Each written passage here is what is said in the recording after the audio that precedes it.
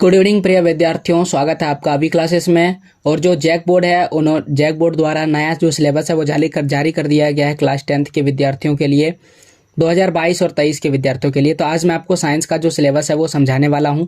तो आइए साइंस के सिलेबस पर चलते हैं और साथ ही साथ मैं आपको बुक में भी टिक लगवाऊंगा ताकि आपको ये समझ में आएगा कि कौन सा चैप्टर हमें पढ़ना है और कौन सा चैप्टर हमें नहीं पढ़ना है। तो क्लास 10th के साइंस का सिलेबस यहाँ से शुरू होता है। इस और जो भी चीज़ें लिखा गया है वो हमसे टर्म 1 में पूछा जाएगा और इस और जो भी चीज़ें लिखा गया वो हमसे टर्म 2 में पूछा जाएगा। तो सबसे पहले टर्म 1 का सिलेबस देख लेते हैं।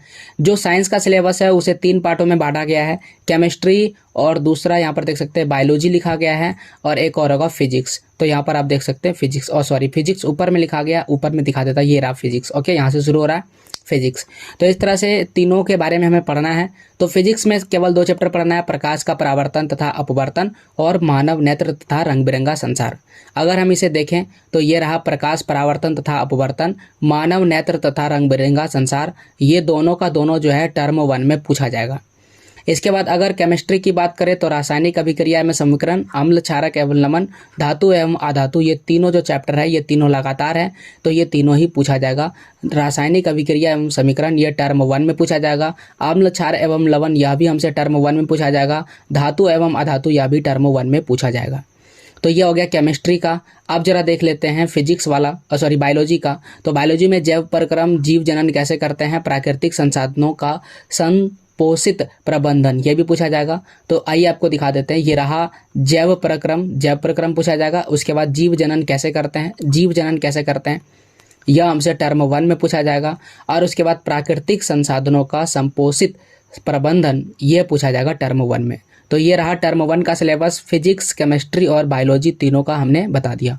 टोटल कितने चैप्टर है? तो केमिस्ट्री में आपको 3 चैप्टर पढ़ने हैं। इसके बाद अगर हम बायोलॉजी की बात करें तो बायोलॉजी में 3 चैप्टर है। यहाँ पर ये देख सकते हैं, ये बायोलॉजी का है, यह भी बायोलॉजी का है और ये जो लास्ट वाला है यह भी बायोलॉजी का है। तो बायोलॉजी में 2 चैप्टर हैं और 2 चैप्टर किस में है? अपना फिजिक्स में है।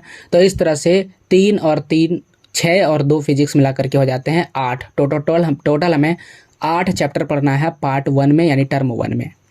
अब हम लोग देख लेते हैं टर्म 2 का सिलेबस। तो टर्म 2 में हमें पढ़ना है कार्बन एवं उसके यौगिक, ये केमिस्ट्री में पढ़ना। पहले फिजिक्स का देख लेते हैं। विद्युत धारा के चुंबकीय प्रभाव, ऊर्जा के स्रोत, यह टर्म 2 में पढ़ना है।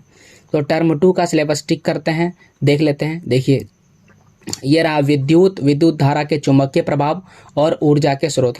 तो यही 3 बचा हुआ था और ये तीनों का हमें तीनों टर्म 2 में पढ़ना होगा। तो ये रहा टर्म 2 का सिलेबस। फिजिक्स के लिए ये तीनों किस में आ जाते हैं? फिजिक्स में आ जाते हैं। तो यहाँ पर मैं लिख देता हूँ फिजिक्स जो टर्म 2 के लिए है।